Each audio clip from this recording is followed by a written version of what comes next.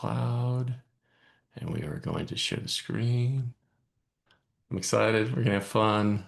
Yay. I think a few people may show up from my side, from Founder Edge group or from prospects that I've talked to. So Oh, shoot. You know what? Oh, now you're gonna admit them. Okay, because everybody that was in the queue disappeared just now, but it's for you to admit them now. I got it. Perfect. Here they come. Good morning, good evening, depending on what side of the world you're on. There we go. I think we'll bump the fathom takers other than mine, Marta. So Yeah. there's, hello, Heather. Um, Anybody wants the notes, I am happy to share them. We'll also be able to share the deck, so we're going to bump everybody else's note takers just to keep it tight.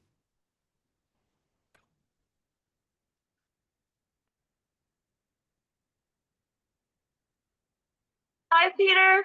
Hey, Irish, how are you? I'm good. How are you? I'm good. Welcome, Hi. Heather. We meet in person. Hello, good morning. Good morning. Hello, Sunita. Hello, Jen.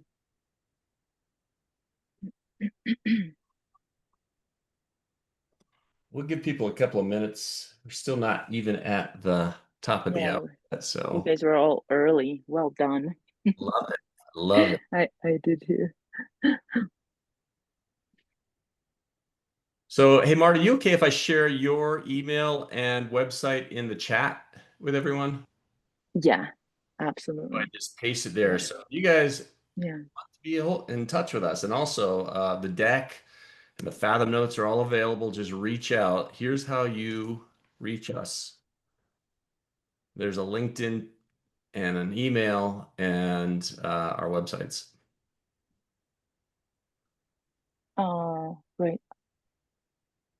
I wanted to start by sharing as people are trickling in. I wanted to start by sharing how Peter and I met because I thought it was kind of funny. Um, but I was I don't know if everybody knows about the coaches operating system here, but well, I guess you have to be in this meeting, right?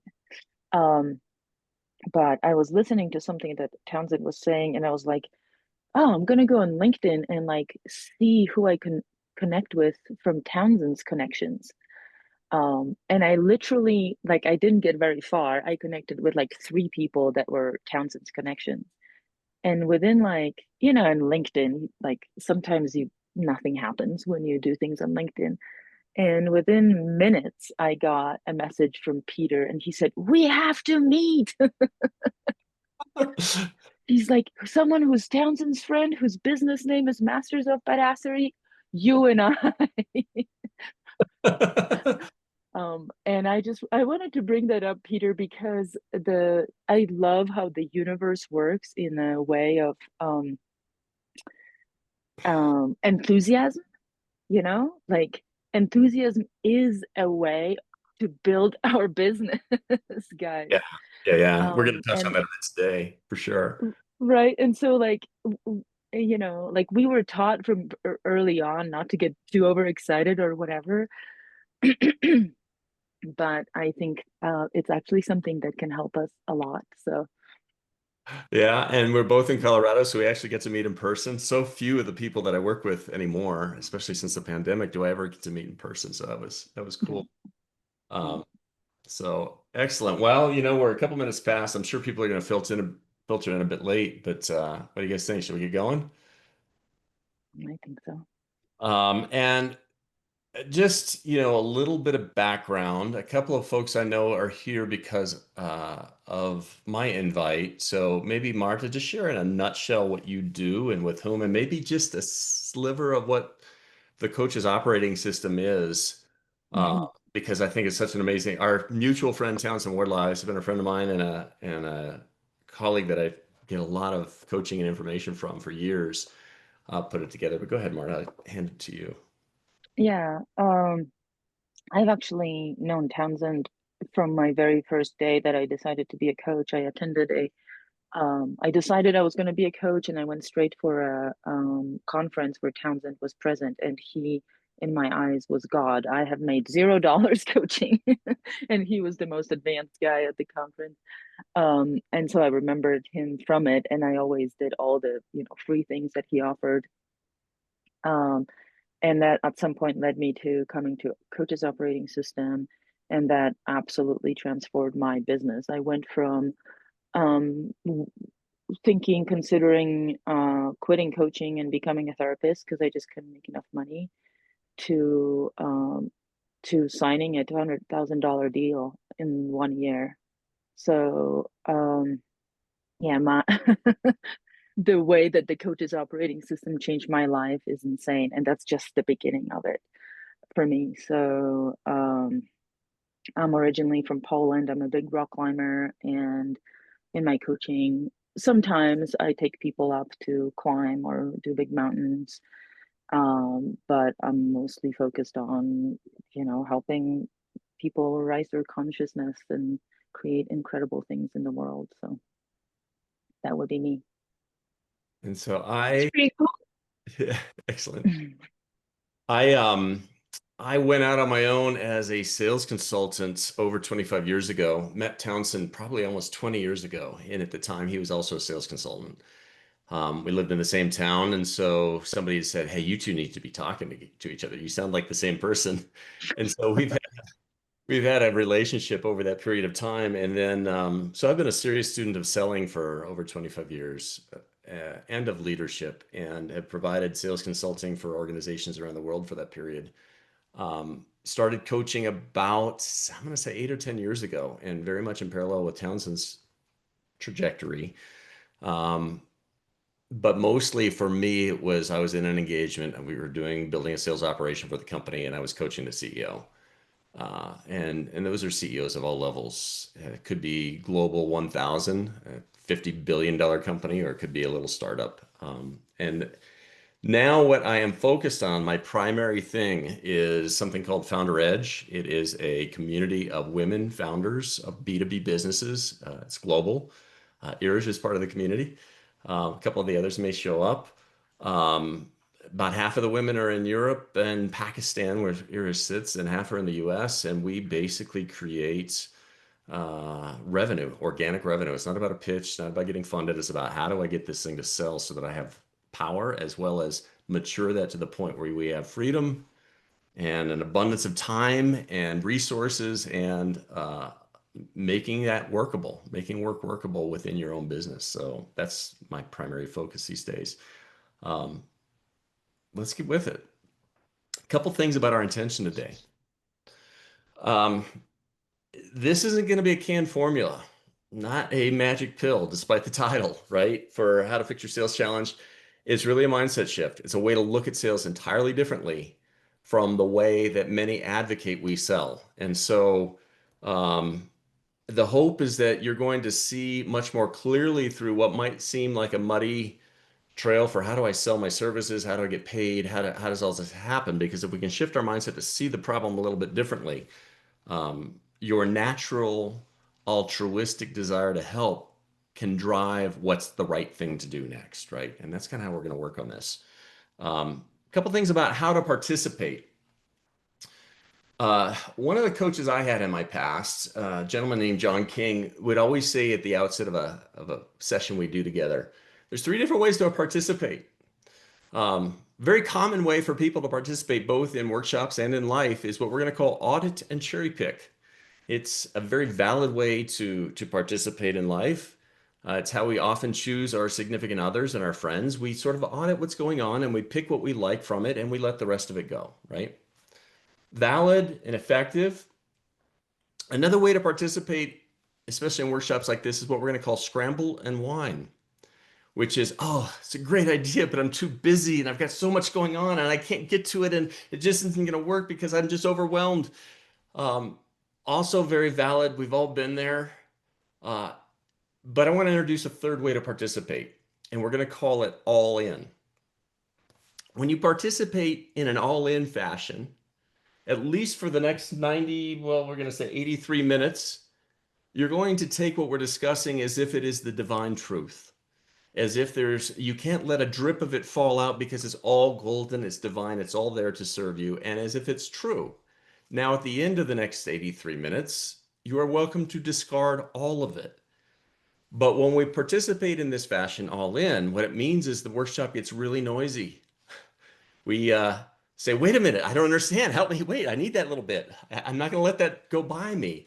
And we ask questions and we interrupt and we take it down tangents. And that's what makes these workshops valuable. That's what makes them good. That's what makes it serve you guys. So I want to propose that you guys participate in an all-in fashion, that we're off mic, wherever you want to be off mic. We're asking questions. We're interrupting. We're not waiting for a gap. And we're making this noisy. You guys in for that? Yeah, show of hands, guys. Hands. Yeah. It also means that if you were thinking, well, I'll kind of sit in and see what I can get out of this audit and cherry pick, and I'll keep up with my social media feed and catch up with some emails, that's not going to work. So shut the other stuff down. Let's be present. And to start off, and just knowing that we have a small group, that means that, it's really an opportunity to look inside for you. Where do you have questions? Where do things show up for you and go, I can't do it? We have room for that here, you guys. this is not, a 90-minute pitch. This is a interactive. Let's have some fun. Let's really take this stuff apart. And we've got a nice small group, so that means everybody gets lots of time together, right? I got to keep an eye on the admin because they don't let us be co-hosts, Marta. I don't know why that is, but typically we can say we're both hosts, but it's not letting me. Yeah, no, I'm not they're not showing up. Nothing's showing up for me. All right, I'll keep an eye on it. Or, I wonder if I can shift you back to being host right now. No, because that we will lose the screen sharing. I'm not going to do that. All right. How does selling make you feel? This is where we're off mic and we're actually talking about it, and we're just kind of sharing in a very transparent, real way. How do you feel about selling? Yeah, so Hard work. Yeah, hard work. just jump in. Sometimes a little nauseous. Nauseous. No, it's funny. Nauseous. How do I spell nauseous? No, Not it. How do you spell nauseous? N-A. I think it's S-E-A. N-A-S-E-O. Oh, yeah. Something like Yes, something like that. Hey, it's just giving me a misspelling here, but it's not. Okay. Yeah. And Jen, did you say nauseous? Yeah. Can you explain just a little bit more? It brings up probably some core like family of origin things of like trying to convince, like I have to go in and convince someone of something, and I have a history behind me of how that didn't work before. Yeah. Right. Yeah. So stirring up some ancestral trauma having to do with, let's just call it that, even though, Sure. maybe, but there's old feelings that are coming up that might not be even yours. Yeah, Right. there you go. Yeah. Yeah. And you have a somatic response in your body. Yeah. okay. I'm just keep going, guys. Yes, you got the nauseous.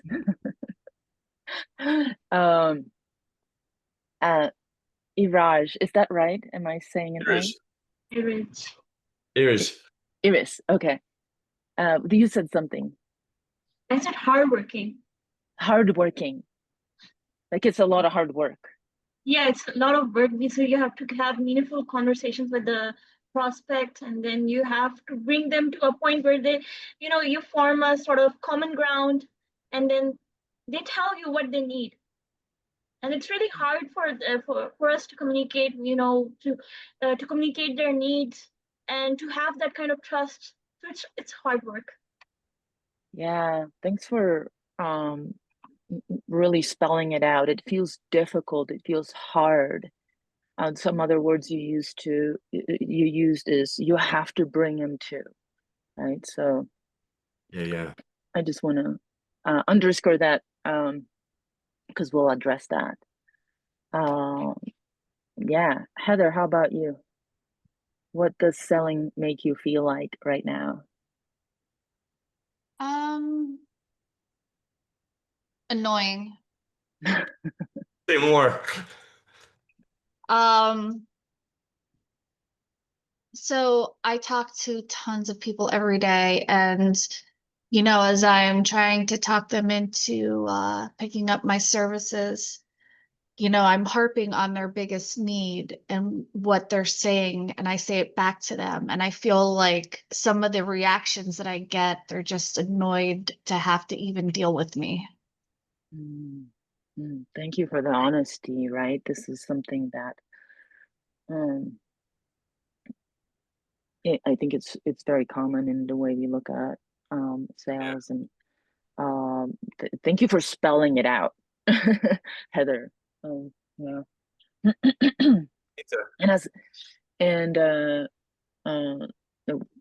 We're also going to talk about these words a little bit.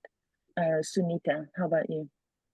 I have 2 levels. So 2 levels, great. 2 levels. I have a great history or experience of selling when I worked in banking, when I worked in retail, when I worked in restaurant.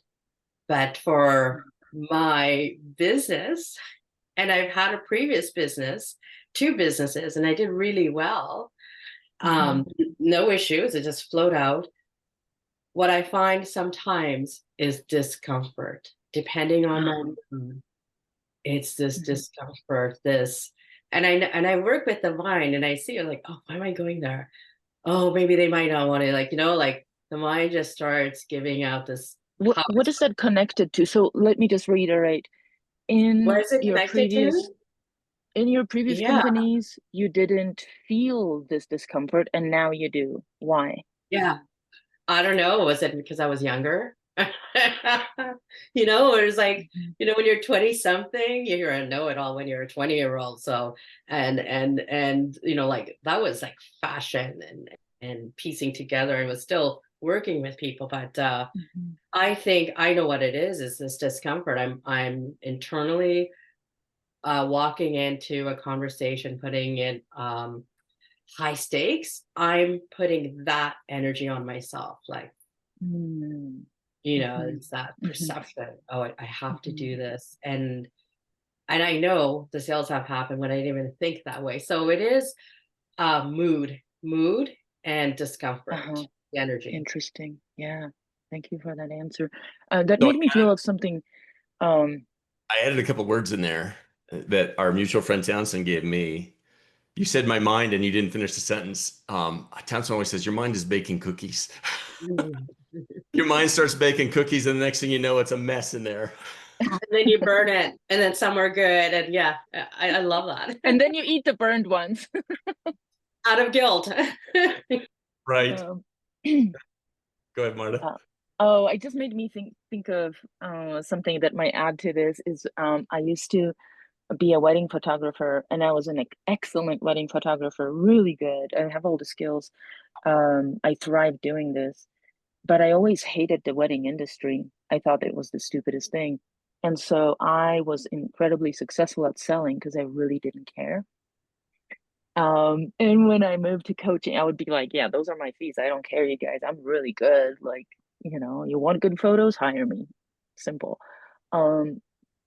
When I moved to coaching, I completely didn't have that confidence. And the more I cared about the client getting their transformation, the less I was able to actually serve them. So it's been a journey for me to come back to that place of caring so much I don't care. Good. How do you pronounce your name? Is it Fari or Ferry? Fari. You say it right, because that's not my real name. Okay, very good. It's a short for my name. My full name is Farida, but Fari and Ferry, whatever you say, I know you're calling me, Yeah, good. Where are you Farida. Huh? Where are you based? Oh, California. Okay, excellent. It didn't sound like a California accent at first. Because I'm originally Iranian and I lived in England 14 years before I came here. And That's what I'm hearing. English, so sorry about that. Excellent. So how does it make you feel to sell? I really think it's against my integrity. I don't enjoy it at all. I never had to sell. I had a shop in London. I was in fashion, and people came to my shop and they loved what I sold and they bought it. And then being in America and being a fitness trainer in the middle of a gym, I had a waiting list for my morning times, and I never ever spent a dime advertising ever. And my attitude and my love for people attracted people and brought business to me. And to this day, I have more clients that I train them online for their fitness. But the fact that I have to go and charm others to sell the coaching business, it is so not me, because I love for anyone to approach me for who I am, what I've got to offer. But when it comes to actually selling it, I love the fact that it's nauseating. It is. I don't enjoy it at all. Yeah. Yeah. Good. Well, I'm glad you guys are here. Peter, Ferry said against my integrity. Oh, got it. Um, Excellent. I Well, love. let's play with this. Any other thoughts, Marta, before we jump in? No, that's good. That's it. All right. So I want you to suspend everything that you know and that you believe about selling. And we're going to have a little simulation. Again, this is going to be the interactive stuff. Let's pretend that what you have to sell is a pill that cures a terminal, terrible disease. It works. It's guaranteed. It's assured. However, you can't give it away. You must sell it.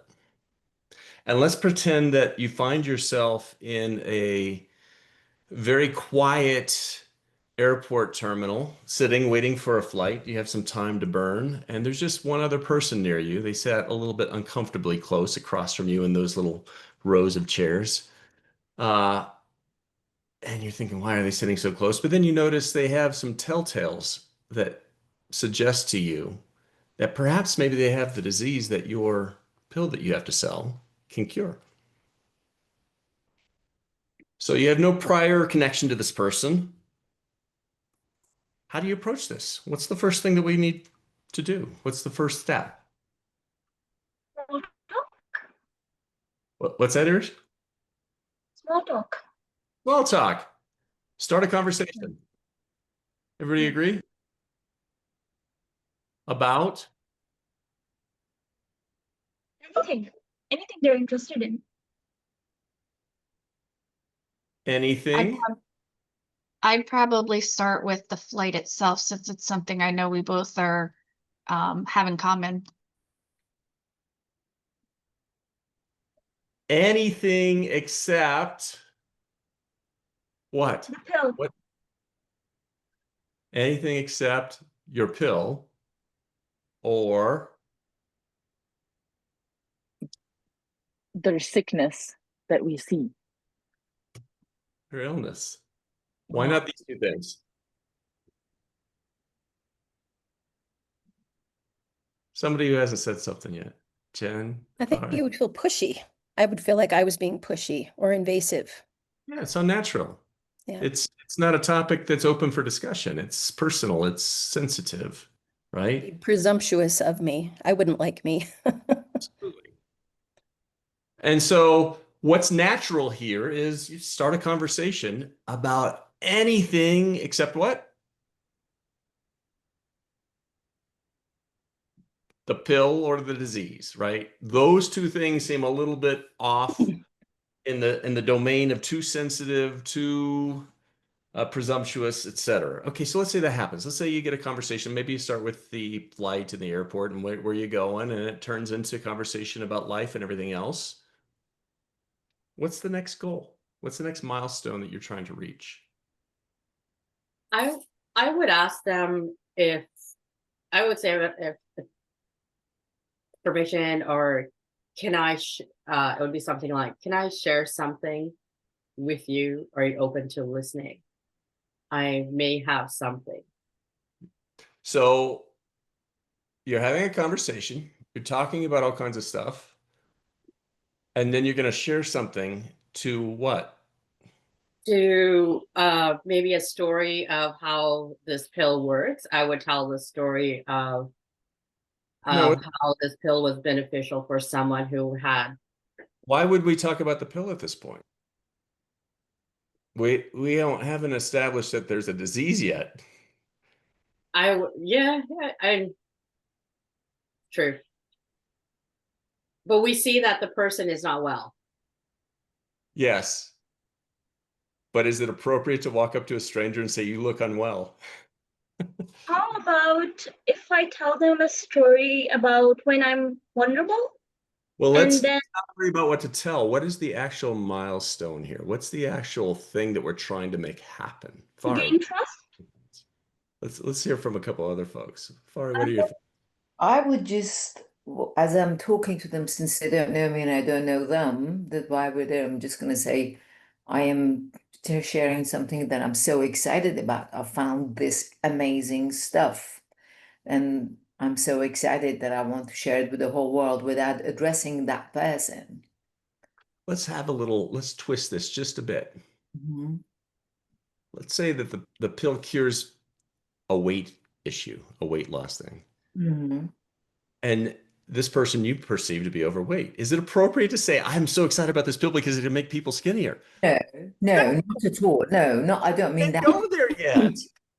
And there is when it has happened zillions of times, by the way, for me, that I've had to talk about an overweight person and things that it was there for. But then I started relating it to myself and I started taking the conversation into, oh my God, this is so amazing for what it has been doing for me. And my goodness, I'm so excited to share that with the world without directing it to the person. The person is only hearing it without involving the person. It's a message to the world. Understood, but there is a critical milestone that we want to reach before that point. And what is that? What is What is the milestone in the conversation that we want to have happen before we even talk about the pill? Heather. Go ahead, Heather. You want to find some kind of conversational reciprocation and being friendly and open to each other. I'm going to say that's part of one still. Get the conversation flowing, reciprocation, open and transparent with one another. So, but let's keep going around. Sunita, what is that milestone that we want to reach with the conversation is flowing, it's all over the place, but right now there's no conversation about illness. I think it's like building trust. It's and I just visualize, when I speak to strangers, I have no problem speaking to strangers, and it's being in flow and being able to read them and understand, and listening to them and listening to their points, right? And then connecting. Like I've helped people, strangers, by giving them yogic breathing exercise and routines because I've observed something, and it's been a fair exchange. So this is a really critical element though. okay. Trust. Trust brings about something. What trust brings about is a transparency and a vulnerability in the other person. And if they become transparent and vulnerable enough, what do they tell us? They should tell us about themselves. We want them to talk about themselves. Absolutely. And then fundamentally, what's the one thing we want them to tell us? Their problem. They're sick. Does that make sense, guys? That is a fundamental milestone. Before we can introduce our solution, we have to have them tell us that they are ill. Does that make sense? Because the presumption that you look really ill is going to create a wall. And if we're struggling to see that, flip the conversation to weight. God, you look really fat. That's not going to create the trust you want. So let's talk through that. We want the illness to become part of the conversation. Do we want to tell them you look very ill, or do we want them to tell us? What's better?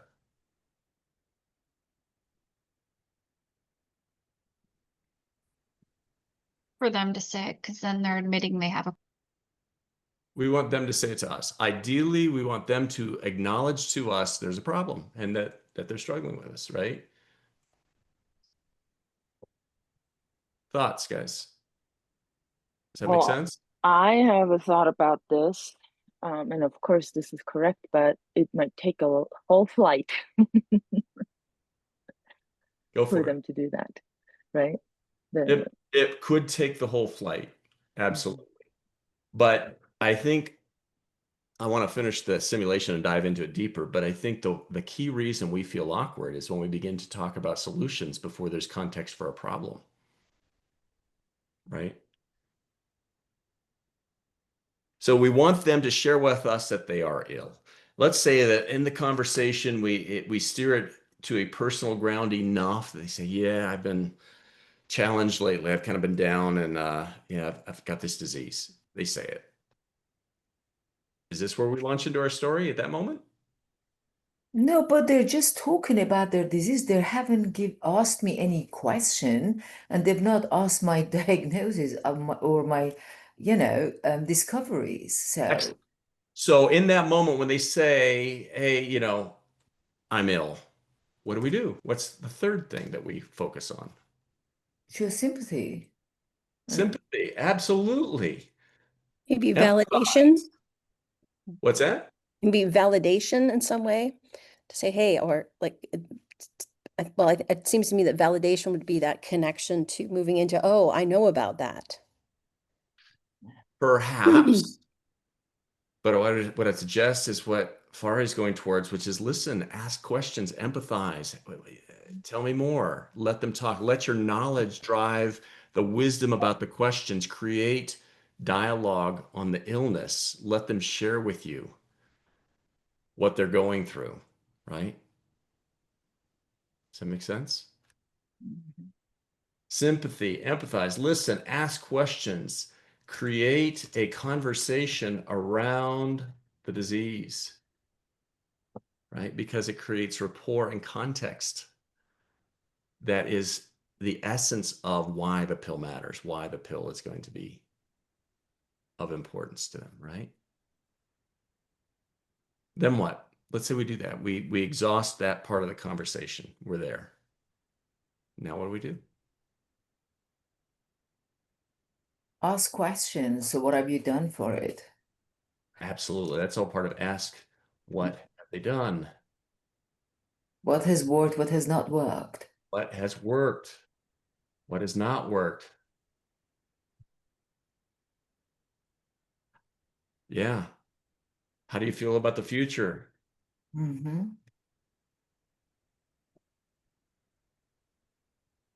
Yeah, on and on. Expand that conversation, right? The more you show love and support for them, and you show that you're listening to them and you hear them, and you're not rushing to throw your whatever it is you're selling or you know to do. In my experience, the more I've shown patience and sympathy with these people, and the more they talked, and then they could trust you that you're actually there for them. Absolutely. Absolutely. So then we're at that point. We've talked about it. We've asked the questions. What's for? What's the next thing? And then you just ask, are you open, since everything that you've done and you've said you've done, are you open for more discoveries? Find a delicate way to introduce Yeah. your remedy, your pill, right? Mm-hmm. All right. So let's pretend the thing that we're all terrified of happens in this moment. We did it really good. We followed all the instructions from the Magic Pill workshop, and we get to this point, and we think that we executed just right, and we say, I might have the solution to this. And they react as if we just became the latest Herbalife or Amway salesperson on us. You guys know what I'm talking about there? Oh my God, you're trying to sell me something. Get away from me. Where do we take the conversation? What do we do in that moment? I really like your bringing it to someone being overweight. It really exacerbates the insecurity that might show up in a person, right? Yes. I actually Um, think I just found a new way. The funny thing is, I mean, I've done this workshop with attorneys and engineers and executives and such. The magic pill works with a predominantly male audience. The weight thing, uh-huh. yeah. So I learned something new from this already, guys. Yeah, Thank it's beautiful. It you. really the way I'm thinking about it changed even from when we talked last. I'm like, whoa. Because it The shifts our mind into that sensitivity. yes, yeah. We need to have that level of awareness and sensitivity as if we're Mhm, talking to somebody about their weight and we have a remedy. We can't say you look fat. We just can't. mhm. And until they tell us, I really want to lose some weight, we have no context for the solution. None. We can't bring it up. Right. Good. So let's say we found we think we executed wonderfully, and they react like we just became a slimy car salesman. What do you do? Where do you take the conversation?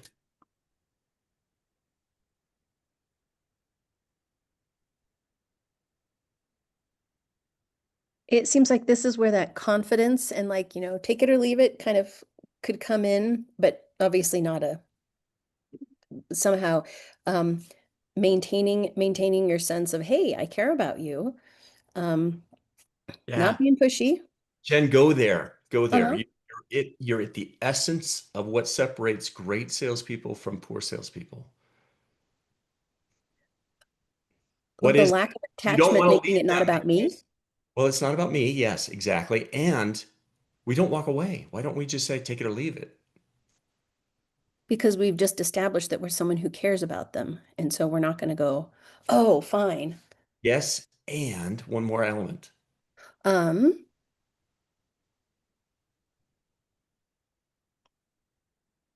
Is there hmm, anybody else see it? yeah. We care, but what do we care about? We believe they're ill. We believe it's got a bad prognosis. And what? Oh, and we believe that there's a solution for them. I believe I can help you, Mm-hmm. right?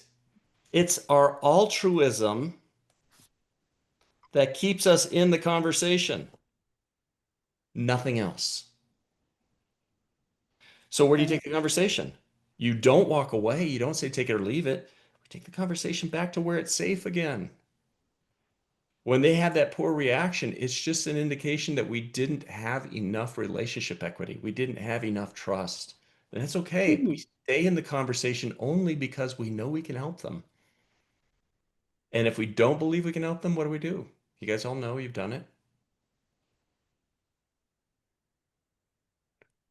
Wish them luck, and if there's anything you can do, like give them someone who can help them, you give it to them.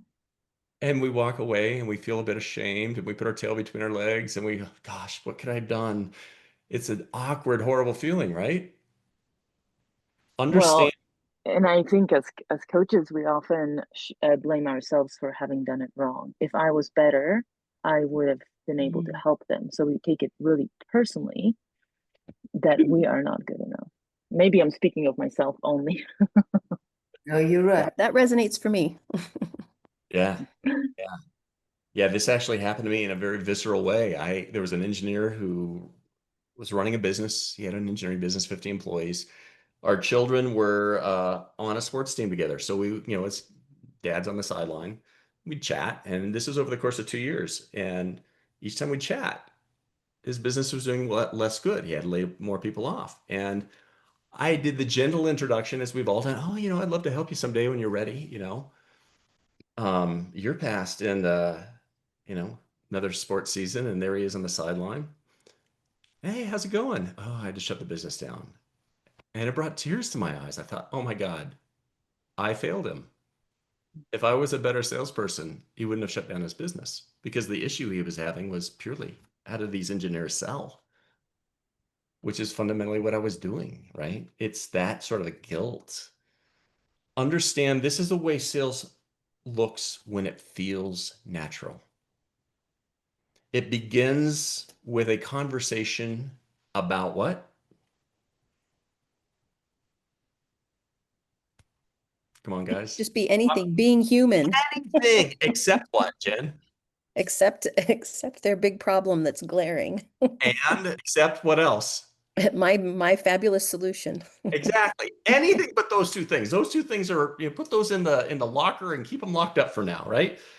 The conversation continues until what? Until we have enough trust to Well, that's emotional, what did you say? Relationship equity or relationship equity, trust, but that's only bringing about the next thing. What is that we're looking for in the conversation? oh, Until they tell you they're sick. They tell us they got a problem. uh, We have no context for a solution until they acknowledge that they have a problem. How many of you guys feel that from a past conversation that you went to the solution and you know they have a problem, but they haven't acknowledged they have a problem and it got awkward, right? And I want to mention another variation to this, which is some people will acknowledge they have a problem and have zero interest in a solution. And that's another sort of, I was just speaking to someone like that yesterday, and I was like, feeling into the conversation. I was like, no, they just want, it's like saying, um, I'm an alcoholic, I'm committed to drinking 6 beers every day. There is no conversation in there. So they open up, but it's not really an open. Yeah, it's their desire. And we're going to dive into that a little more deeply. When they share the problem, we listen, we empathize, we probe, we understand. And what this is about, we're going to dive into this a lot today. It's about enrolling us in believing their problem authentically, right? At the point we really believe it's a problem and we feel our heartstrings pulled to help them, only then can we introduce a solution. Because once we trigger our own altruism, then we are blameless in this. We're just trying to help and we won't feel awkward about it. The nauseousness goes away, right? So let's dive into each of these a little deeper. Any questions before we kind of go step by step through this? Keeping an eye on time. You guys following so far? Any? Step one, when I help an organization fix their sales problem, more often than not, they started with the wrong people. It's like, I'm doing all the right things and blah, blah, blah, blah, blah. And you're trying to sell to people who don't have the problems you solve, right? You got to start with the right people. And so if part of this is becoming really clear about your ideal client and their situation, station in life, and what it is you bring to help them. And once you get so clear about that, then you have to be very disciplined about only going to those people who are most likely to have the disease that you can cure. And this is not trivial, as you guys know. I mean, in my mind, and we'll bring this up later when we start to translate this into like when you talk about sales theory or sales training, I find that targeting the right people is a process unto itself that is as important as any other sales training you can get. And you guys have a feel for it. A lot of it begins with looking at your past ideal clients and really studying what made them an ideal client for me. Why were they the perfect client for me? And getting disciplined about finding other individuals, or in the case of those of you that sell a product or a service, companies that are in exactly that position, right? Because this takes time. I mean, there's just no way around it. It takes a little bit of time to build a relationship. Any thoughts on that? Peter, how do we start even knowing what our right people are to approach? That's a great question. Like I said, it really begins with a sort of an audit of my best clients. Where were they located? What was their station? What was their why behind their company or their life or whatever? What were they trying to achieve, et cetera, et cetera. I was having a dialogue yesterday on LinkedIn with a woman I just met that connected to me about, she's based in Germany, and it was about how important, especially these days, because there's so many, the ability to find help has seemingly exploded because we have access to individuals now globally, right? And so what we need to do to stand out is get razor sharp about who we help and what we help with. And that doesn't actually limit who we can work with. But when we talk about targeting or who we are going to approach on the outbound side, we approach a very, very narrow profile of our exact client. Now, the truth is, because we're so clear, people will come to us, and I'm sure each of you have already experienced this, and they'll say, well, I don't really fit that, but could you help me with this? Anybody had that experience? On the inbound side, I tend to, depending on my financial situation, I tend to say yes. I mean, the answer is always yes. I'll find a way to help you, you know? But on the outbound side, I have to be very clear about who I focus on and how I help them, right? How are And so, how are you ladies feeling about this part? Like how do you like if you look at your business now, where are you on that scale of talking to the right people? I think this I for talked me. right. Okay. Jen, go ahead. Sure. I'm I'm still identifying who I feel like I've been honing in on who I would want to work with. And even as we're talking here, I'm like, oh, I got to reach out to like some um yeah, there's yeah. there are ways to accelerate this a bit. One is referrals, one is past colleagues, past employers, things like that. They know you, they trust you. So the process goes faster, but it's the same process. We can't skip any steps, right? And so as these things occur to you today, jot them down, right? Make sure, because just like they weren't present in your mind before this, they will slip away quickly as soon as you have 5 more chaotic calls come in, right? Someone else was answering Yeah. at the same time. I Who was was just that? gonna, Oh, it was me, Heather. yeah. I'm just gonna say that I I'm always willing to help out in another area. I let people know that, that's not my specialty.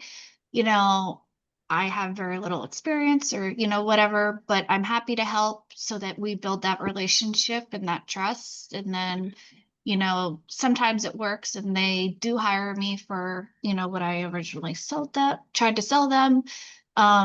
But establishing that trust, communication, and the fact that I'm willing to go outside of my comfort zone to help them out, I think goes a long way. Yeah. Yeah. Yeah. It kind of brings us to the second idea, which is engage a conversation, build a relationship. I want to dive a little bit into this idea just to develop some additional distinctions.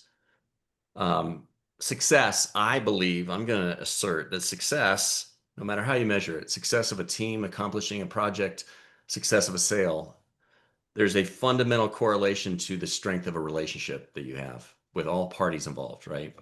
So success of a client engagement, if it's, a company or an individual, the stronger the relationship, the higher the probability of success and the more success you can generate. You guys agree with that fundamentally? So let's take this apart a little further. I want to assert that a relationship is a function of, there's a correlation to the frequency and quality of our interactions, of our conversations with a person. So if I could measure relationship numerically, say 0 is where they're in the state of F off and don't ever want to talk to you again, and 10 is the state of, best friends forever. If I could measure relationship numerically, what I'm going to say is that fundamentally we develop it through the frequency and quality of our conversations. And so I want to play with that for a moment with you guys. Let's pretend we're single and we're interested in finding a significant other, and a friend is hosting a barbecue. And we go to the barbecue and we meet somebody that's interesting. And we have a nice chat. In fact, a long conversation. In fact, it kind of dominated all our time. We didn't mind that because it was pleasant. And we exchanged numbers and agreed to talk again. Am I in a relationship at this point? No. Friendly. Yeah, I've got a lead maybe, but I'm not telling my friends I'm in a relationship at this point, right? Let's say we use the numbers, we go to coffee. A couple of times. How about now? Again, still friend. Let's say a few months pass and now it's coffee every Friday and movie every Saturday night. Still friend. Still friend, but we're in a relationship. There is relationship equity that's developed. Would you agree? Yeah. Yes. So what I want to point out is that the quality and frequency of those conversations has a direct correlation to the quality of our relationship. That is what drives relationship equity. And we can play with other scenarios. 10 years later, those two of you are married. It was great for the first few years, but now with two children in diapers, the only conversations you have are debate over whose turn it is to do the dishes or change the poopy diaper, right? How's the relationship? That's a normal marriage. We marriage. Yeah, there's a relationship equity that goes up and then it comes back down and then you have to rebuild it back up and it's all. So let's take another scenario and put this in the business context. Let's say there's an individual that really meets your ideal profile. And you have a friend that can make that introduction for you. And this friend says, I'm part of a group that they're part of. I can invite you into the group and you'd be assured to have a nice brief interaction with them every week over the next few weeks. Or I could introduce you as an amazing coach. And, for those of you coaches, or as an amazing person they need to know to help their business, and get you an hour meeting one-to-one, but I can't do both. What do you want me to do? So scenario A, or one, is I can get you the 1 hour meeting and it's going to be an A+ focus on you the whole time. Or scenario 2 is I can get you a bunch of little meetings, but there's going to be some distraction in the room. B, quality meetings. What do you want me to do? I would take the many be quality. Let's throw this around because it isn't absolutely right all the time. When is 1 the best choice? When is 2 the best choice?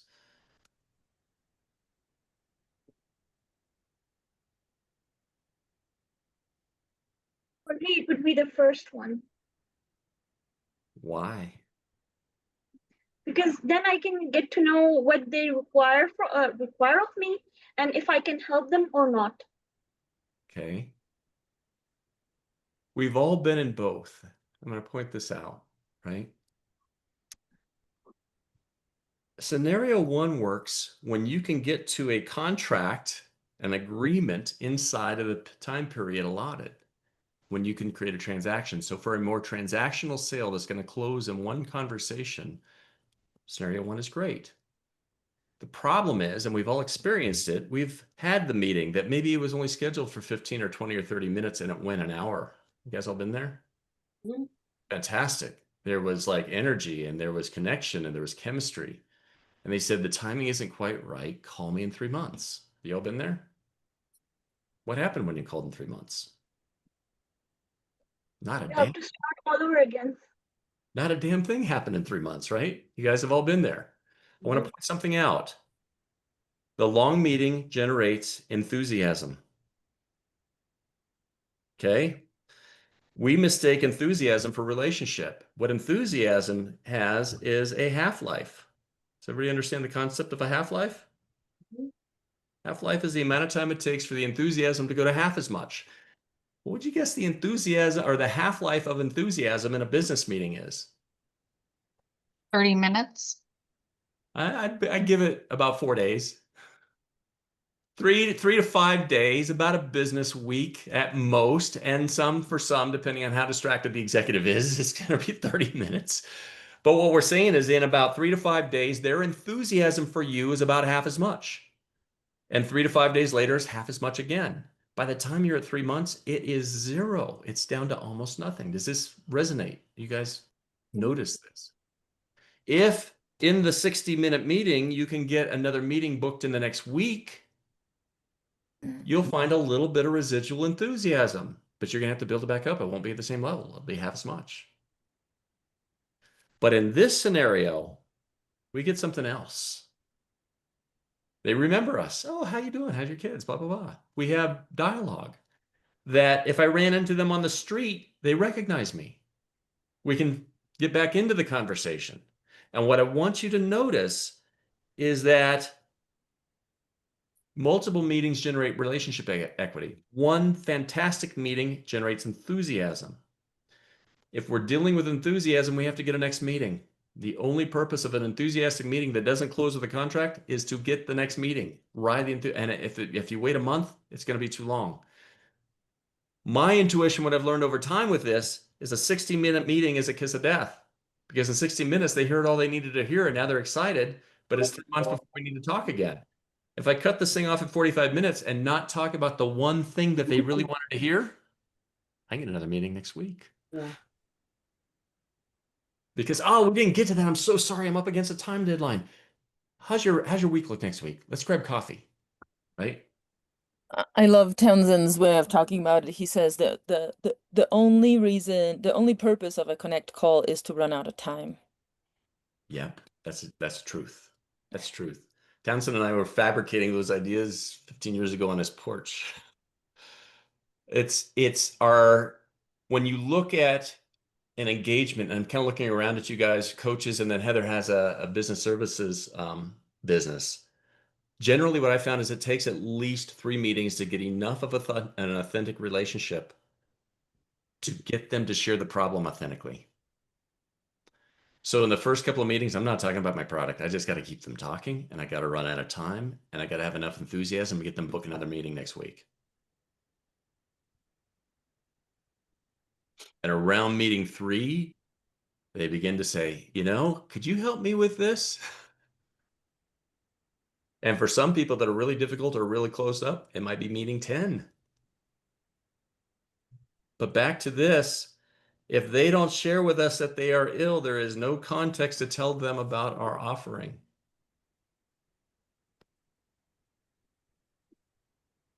Thoughts? Let's hear from you guys.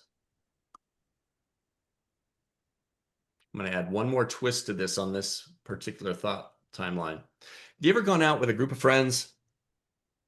Kind of hey, let's all get together as a group, have a happy hour or coffee or something. And one of the friends just dominates the entire conversation. Nobody else gets a moment to talk. How do you feel at the end of that? Any thoughts?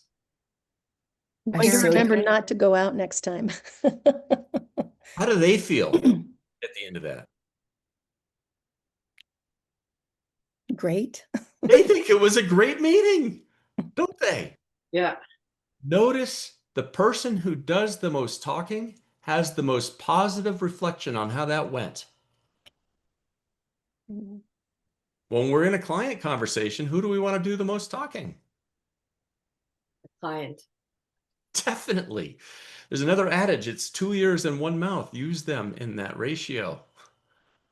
So the quality of our conversation, coming back to what we had said prior, right? Frequency and quality of our interactions. The quality of our conversation is a function of the quality of our listening.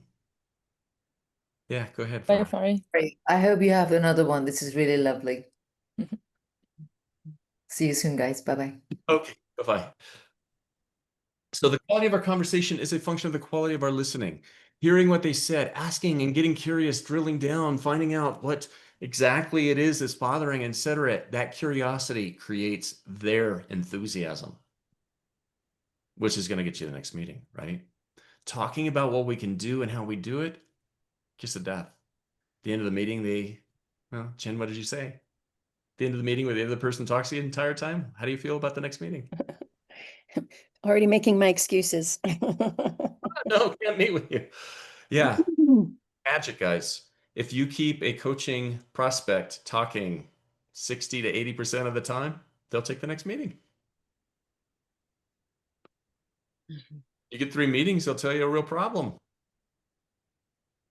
You get a real problem, now you have context for the solution, right? Okay, let's jump to 3. When you're listening, when you get them to share the problem, share what they need, share what they want from coaching, share whatever, right?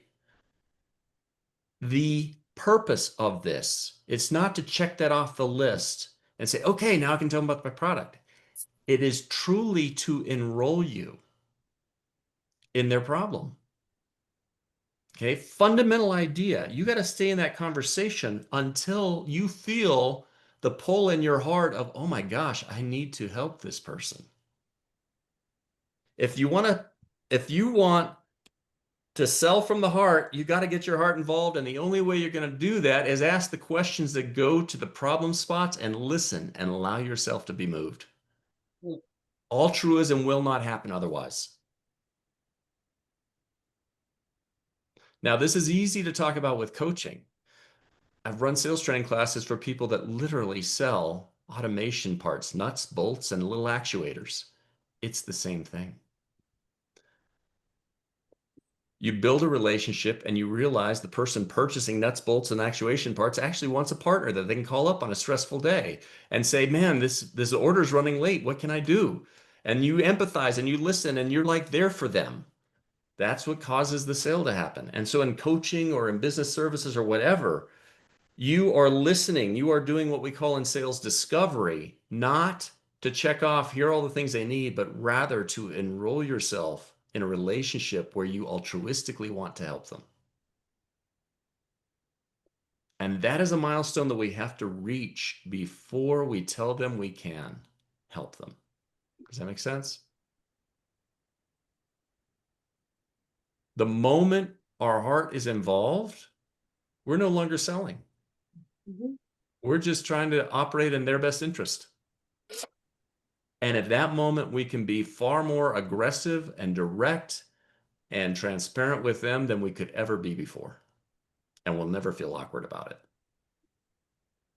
Peter, when you are training nuts and bolts people, how do you answer the question, well, how much time do I have to spend with this person to sell them a single nut, right? Well, in that world, the truth of the matter is you're building long-term relationships, supply relationships, right? So good question. If the company can only buy $100 worth of nuts and bolts in a year, they're probably one of these folks out on the periphery that you shouldn't be approaching. If they come to you, great, we'll sell them the $100 because it doesn't take much time. You want to go after the company that's buying literally $1 million of nuts and bolts a year.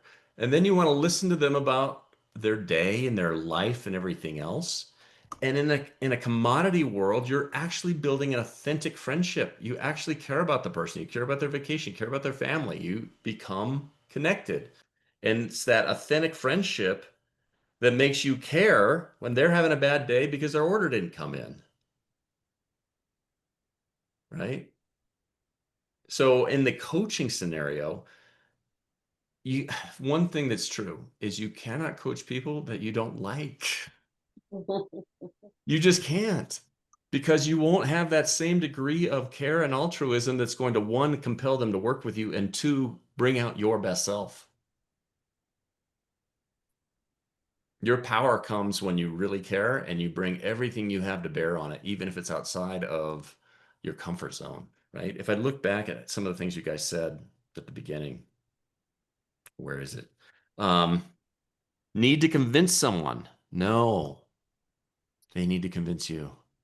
They need to convince you that they're sick. And at the point you're convinced they're sick, you just want to help, right? Trying to talk them into, no, they need to talk you into. One thing that Townsend said to me years ago, and it was right at a point when he was having an epiphany. He said, I realized that with coaching, I'm not trying to sell them coaching. I'm wondering whether or not they inspire me. They inspire me. It's all natural after that. If what they're up to is so exciting, is so cool that I want to be part of it, it's all natural from that point on, right? Yeah, so it is about allowing us and staying in the conversation long enough and listening closely enough and probing courageously enough to get at the real problems and what it means to them, and then realize, you know what, I'd love to help you. There's a gap for me in it. I think maybe this is what Fari talked about when she said it's out of integrity. There's Hmm. a moment, right? I'm going and I'm speculating who's the right person for me to invest in. I am interested in selling, but then I have to suspend that completely and get into the human relationship, friendship, Yeah. friendliness, right? And so can you speak to that piece? Yeah. Most of the time, what I notice, and I see it in myself, I see it in the people I coach. If I'm desperate for income, it's almost impossible for me to truly be altruistic and generous in that early stage when I'm building a relationship. It's going to shine through. And the term I use is sales breath. I'll have sales breath. I Mm. might be saying all the right things. I might be theoretically thinking my mind the right way, but somewhere in my breath, it's a nasty smell of sales. And so part of it is whatever practices, whatever you need to do to generate enough confidence and comfort in your financial situation that you can be present to them and listen to them without your mind flipping to, oh my God, I have a prospect here. Oh my God, I got to close them. Oh my God, I need the money. Right. And that is, I mean, at best, a lot of games I play with myself to get my mind in the right spot. There is an old adage that I advocate heavily, which is coaches have coaches. And what I found is that when I'm working with my coach, because they're not in my mind, they can point out where I have sales breath because I can't see it. It's just there and help me. And that lasts for about a week. And then I got to meet with them again. Right. Marta, have you had that experience? Oh, absolutely. I mean, that's the incredible worth of having someone really in my, in Yeah. in my court and going, "Hey, you are out of integrity here with yourself," and helping me see that, and then I can fix it, right? Yeah. Or I've had a coach tell me you need to get a job, right? Yeah, And I had that conversation with a woman in Founder Edge yesterday. I said, because she's saying, I'm feeling a lot of stress and pressure. I said, taking a job is not acquiescing or surrendering to not having your business. It's taking the pressure off so that you can sell effectively, right? If you can get yourself into that space where you have enough of an abundant mindset that you can be present in that conversation and follow the process correctly, you will generate clients. And then you'll have the horrible problem of having a job and having too many clients at the same time. And then we work on that problem, right? All right, the last step is really self-explanatory. At the point you are truly enrolled that this person has a problem and I know how to help them and I want to help them. Help them. And then there is a little bit that we stumble on, which is ask to get paid. And that's often what I find the coaching around that is just give you permission, and tell you again, this is where coaches have coaches.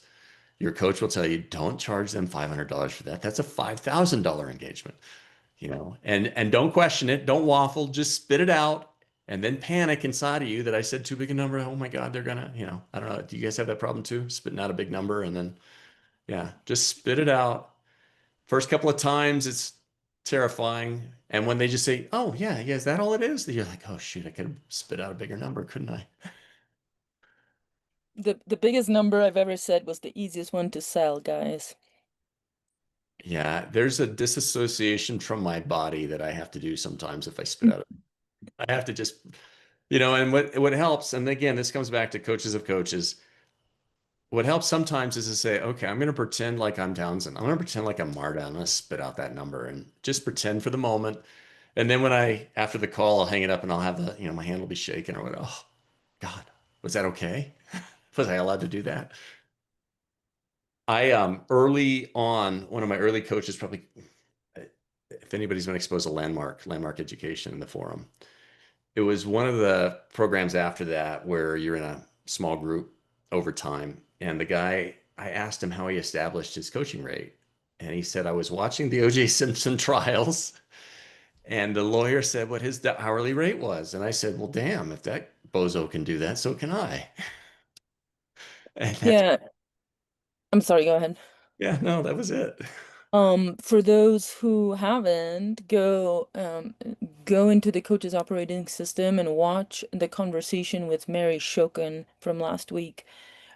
She, at 65, she proposed to her first client at $1 million a year. She's never had a client. She didn't have coaching certification. She just asked. And I won't tell you anymore because it grows from there, obviously, but So great share. Here's what I want to point out. It's not your value that establishes the price. It's the value of the solution to the problem for that person that establishes the price. So when you spent time going to the bottom of the problem and being courageous enough to, let me put it this way, it is not uncommon when I get to that point in the conversation with somebody for there to be tears. That's a fairly normal thing because we went all the way to what really hurts. And it is not uncommon. And this, I'm thinking particularly 2 cases where these were executives in multi-billion-dollar companies at the CEO level who, after the conversation, said, "I love you," when this is not a normal thing between 2 guys, right? It just doesn't happen. Nobody speaks to people authentically and really goes to where the real pain is. And so when you go there, the price is secondary. What they value is, oh my gosh, somebody hears me, somebody sees me, somebody is courageous enough to call me on my BS. And then the price is only correlated to the solution. Value pricing. And that's where we have to go as coaches and as business, doing business services. You're on the right track when there's emotion. Let's put it that way. Both yours and theirs, right? All right. So for those, any of you gone through sales training or read sales training books?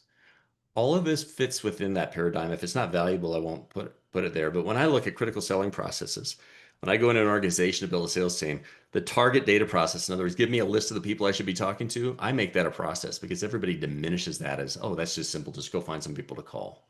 That's not good. Find the right people.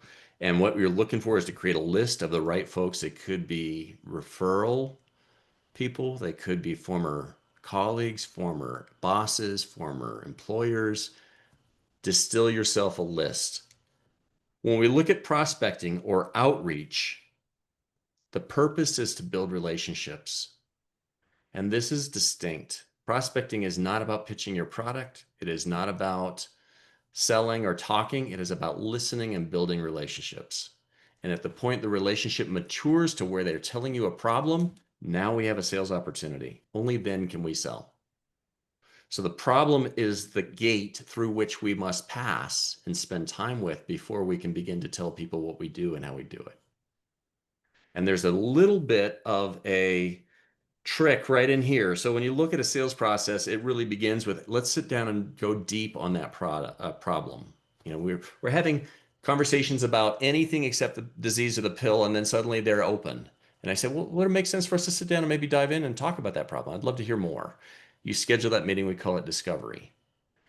At the end of discovery, if I did it right and my heart is involved and there's emotion and we've gotten to the bottom of the problem, the only thing I do then is say, and I actually got this line, I think, from Townsend many years ago. Are you interested in getting some help for that?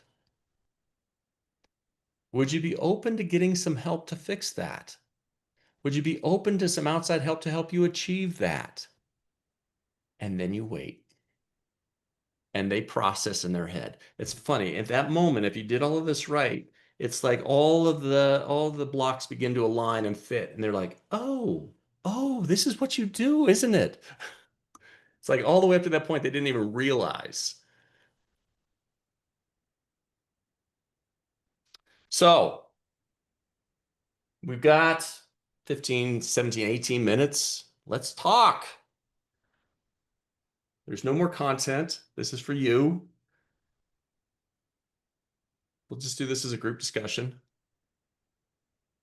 The value pricing that you were talking about, I find a lot of people have a hard time with understanding why you chose that number when you're value pricing. And sometimes it gets hard to explain to them. I don't charge hourly. I charge by how much my service is going to benefit you. Yeah, so Heather is in a back office operations business services type of role, which is not terribly different from, front office sales consulting like I've done. I have found that I need basic formulas around the pricing. Like it can't just be from the hip completely. Like this is what we charge. Now, I've also found that through my experience, I kept having to edge that basic pricing up past my comfort zone until I got comfortable with it and then edge it up again. And so the first answer to why is that the price is because it is. That's what I charge people. But the second answer is, well, are we going to count hours and we'll get a readout of everything we do each month? And the answer to that is 1 month and 1 day and actually 1 hour always looks different from the next. And so this month, it may seem to you that I didn't do a whole lot when we were building a lot of process quietly. And next month, it'll seem like we did a ton of stuff. And the truth of the matter is, here's how I handle it, Heather. I say, listen, I usually strike these agreements as a retainer, fixed monthly, pay on the first of the month that we're going to work, pay by the 15th. If I don't have money by the 15th, I'm stopping. I'm saying, what's going on? And the out is you can fire me at any time. If we're into a month, pay the last month and we're done at the end of the month. And you don't need to get, if it's the day before the last day of the month, 1 day notice is fine. And every month you're going to see value. And if we're not progressing and getting better every single month, fire me. And that makes them comfortable enough to shut up. Basically, if we had the discovery conversation where we have a clear understanding with one another what we're trying to do together, then it's a matter of if that thing that we're trying to do together is not getting better every month, fire me. And I'm comfortable with that. And then they say, oh, she's committed to my problem. And the bigger thing in that conversation, though, is that you see what they're trying to do at the deepest level, at the level where it's painful for them. And that's so rare that people are courageous enough in the discovery conversation to go all the way to the point of what's really, truly going to matter for them. Not the superficial stuff, but like the stuff where honestly, it is not uncommon for there to be tears because you actually got to the thing that's terrifying them. There's another little piece in here that I think can be helpful, which is going back to that, who do we choose to work with? We get to choose in some way. I am having an interesting experience selling a piece of land. And I get all kinds of people from going, that's the best thing I've ever seen, to people going, how dare do you charge this much for this little piece of shit, right? And it's all neutral. I don't have to make them wrong or convince them or anything. It's like all I need is one person to buy this, right? And I want this to be win-win. I'm not trying to push the thing that I think is not good for them, right? It's like there will be the person that's going to love this. And the rest I don't have to worry about too much. Yeah. Yeah. Yeah, that's the other thing. So often when I'm coaching a small business owner, they're building their Instagram and their LinkedIn and they're trying to reach 1,000 people. And I ask them, how many clients do you really need? Oh, one or two. Then go call one or two, but call the right ones. That 1,000, they're going to be 900 of them that are going to just bring your heart down. They're going to like not connect, they're not understand you, not value you. And it's really going to create a burden. If you call a few, you call 10 and get two, is that going to work? So let's get more selective about who and really choose the people like Marta said that we really want to work with.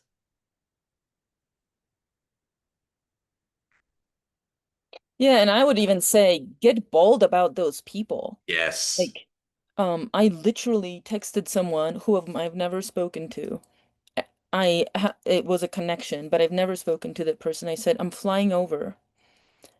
Make 2 days in your calendar. And Yeah. she said, oh my God, yes. And I was like, holy shit, okay, that's what it is to be committed, Yes. right? I could have been like, hey, when is a good time? Blah, blah, blah, and probably never gotten an answer, right? One of the women in Founder Edge has an app that is a mental health support app for female athletes. And she's got WNBA clients. She's got like college level athletic department clients for the female athlete teams. And one of the conversations we were having in Founder Edge was just the obvious. I mean, and you guys would have the same coaching I would. If you're doing a mental health support app for female athletes, who do you want to talk to? Like, who's some of the biggest names in the world on that topic? Anybody?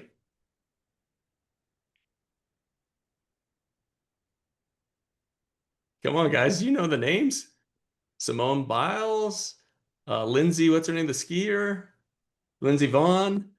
And we just said, well, have you called Simone Biles? Have you called Lindsey Vaughn? And she's like, oh my gosh, it didn't even occur to me. And part of it is the mindset of be bold. 2 weeks later, she's on a meeting with Simone Biles people talking about it. But it was just the initiative, like Marta said, you have to be bold, go after the ones that inspire you. I mean, you don't have to, but you get to. You And get to, yeah. if you blow it, what if they say yes? I'm flying to Texas next week. Like, holy Yeah. shit, right? This is a person that inspires me so much. I'm willing to fly to Texas and spend 2 days and see what happens. Yeah. Yeah. It's a flip the script. It's not, I need to be so inspiring that they accept me. It's like they need to inspire me so much that I become my best self and I'm going to work with them, right? Don't underestimate your own power. I think that's one of the key themes. So what's sticking? Are there sticking points? Like when you go into your, emotions about all this and look at the things you mentioned in the beginning, nauseating, very hard. Is there any points where you still feel, it's like the fascia, it doesn't glide. Where is your sticky point? I think for me, it's because I know what it feels like when I'm in the flow and I'm like showing up and I'm having that connection and I know I'm like making a difference. I've had that experience and I know what that feels like. And it's almost like I just have to get all this, there's like this stuff here. I have to just like get it out of the way so that I can show up. Jen, can I say something? Sure. You're a different Jen now than you were an hour ago. Oh. You're bringing a whole different energy, just a confidence and clarity right now. Do you guys see that as well? You were kind of reserved. You're entirely in the conversation and like, yeah, I love the way you're talking about that too. I'm I was deciding if I deserve to be here. Of course you do. I do. Well, and your clarity right now about the mental trash. Yeah. Spot Yeah. on. You put it in a bucket and you put the lid on it. You're very powerfully present. Thank you. I had we were talking, you were saying something and I remembered I was thinking, oh, I've had like one client and I went, that's not true. I've had multiple. This is who did I get paid for? And I was remembering some going, oh man, I really was so recognizing where I messed up those initial steps early on. I'm like, oh, that's why that didn't go anywhere. And seeing, oh, that's how I would do that differently now. Yeah. So Yeah. It is very, very difficult when we are hungry, mhm, need mhm, mhm. to do this. And so that often shows up, especially as we're trying to build a business. Uh-huh. And it's Peter, not messing up, it's learning. can you say that again, Heather? It's not messing up, it's learning. Most of us learn by making mistakes. I'm never going to do that again. If people tell you not to do something, in your mind, you're still like, well, I can still do it. But if you make the mistake or what you think is a mistake, you Yeah. know you're never going to do that. Yeah.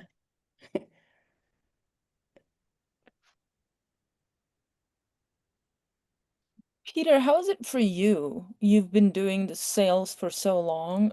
What are your what's your journey these days with enrolling and selling? So I'm still learning. I'm still in self-discovery. It's an odd thing to share, but I've got 3 kids, and the oldest is like this really good math whiz, and he's always said, I think I'm a little bit on the spectrum, and looking at him from the outside, he might be slightly, as we call it, a touch of autism, just a touch. And what I'm realizing is I might have a touch of autism, having been an engineer, and so for me, what that means is that learning something is really granular. I need to learn every little facet to put it all together, and I need to put it together very intentionally. Like my second son goes to ski, first time on skis, he skis. Goes to water ski, first time water skis. For me or for my oldest son, it's like, okay, do this, do that, and everything has to come together in my mind. So for me, it's so much about the granularity of what happened right there and specifically, and what was the emotion, what was the trigger. So it's a journey. I still feel the emotion and the fear in every sale, even though I've been doing this for 30 years and teaching it. Um, there's a certain degree of authenticity and integrity for me to drink my own Kool-Aid constantly, right? To use it. Heather's here, and I can't remember exactly how we first connected on LinkedIn, but it's purely a LinkedIn conversation. We've never talked. I believe she needs to be in Founder Edge, and she said she would be someday, hopefully sooner rather than later. But I believe that in the interactions, I hope I followed what we shared today. And this wasn't knowing that she would be in this workshop today, right? Um, so did I follow it, Heather? Absolutely. Yeah. Generate conversation. I did a LinkedIn, I forgot, it's the Sales Navigator, Yeah. and your name was pulled because you fall into the category I'm looking for. And then I turned it around and started selling to you. Is that what happened? Yep. And don't worry, it happens quite. But it was effective. We have I would say at this point, after, I don't know, half a dozen, maybe 10 authentic LinkedIn exchanges and one time here together, we actually have a relationship. I would refer people to Heather, and so it's the one thing I believe, and this came from another friend recently. We don't need a whole lot more knowledge. We don't need to keep reading more new books and keep stacking more ideas in there. We need to refine what we already know, and we need to get better and hone that in. What the friend shared with me is that it was an idea that you pick the 5 or so books that are the most influential, most resonate with you about business or self-growth or whatever, and you just keep rereading them. Stop reading new books until you fully embody those ideas. And so that journey isn't like there's no end point, there's no finish line. You just keep learning.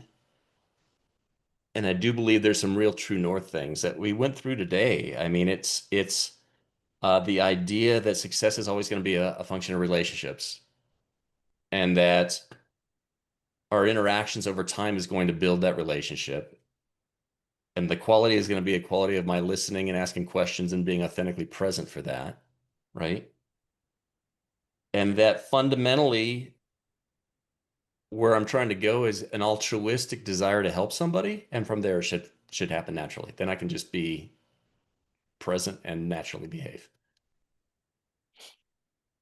And I got to acknowledge that when you're short on your monthly income, a whole lot of head trash gets in the way.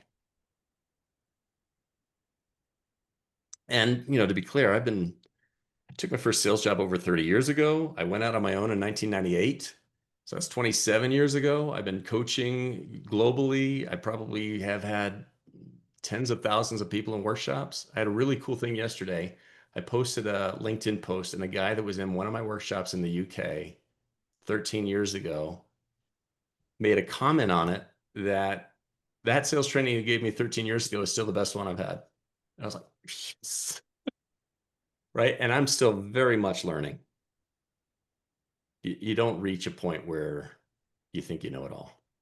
Thank you for this. That is so powerful for me to hear that that you're still in that a big learning mindset in this. And then there's something in there that's I think is also really true is that we can try to find the best people in all this, but it's still the mystery of life. And so we might sign a client and it might have gone perfectly the way we thought, or we might learn the absolutely most important thing, or it might just be a shit happens kind of situation. And all of that is part of our experience of life. And if we can welcome all this, then we're just gonna have so much more fun. Yeah. Yeah. Absolutely. It's kind of what Heather shared with Jen. You didn't mess it up. You just had another learning experience. And by shit happens, I mean, it's a learning experience that we don't yet understand. Yeah, yeah. Yeah, and it's, the other thing I'm really present to, it's just how fragile. I launched on the Founder Edge stuff, I launched this LinkedIn campaign. And, out of probably 500 people I've reached out to in the last 3 weeks, I think 40% have accepted the connection. But I've had 3 that sort of chastised me for reaching out. And it bothered me. It bothered the heck out of me. It's just reality. We don't like rejection. And it doesn't matter if there's an overwhelming positive support, one person flaming you can really throw you off for a bit. Yeah. Peter, we have 1 minute, and I know we have something to send people with some what do you call it? Reflections. Yeah. Quick reflections, guys. Quickly, can you put into action this week? Well, I know I have someone written down that I'm going to reach out to. Excellent. Mm-hmm. Sunita. Well, thank you both. Thank you, and everyone here. Everyone sparked something. What's coming up for me? Stop making excuses. Stop making excuses, because there is so much here. There's things that a lot of times I was like, I know that. Oh, come can I just on. offer a micro suggestion? Yeah. You're gonna make excuses, just don't listen to them. Exactly. Stop making excuses. And, it's like the devil sitting here. Stop looking at that and, practice what I share. So continue to practice what I share and how I help my clients. Excellent. How about you, Heather? I think I want to go back and kind of relook at narrowing down the connections that I want to fulfill.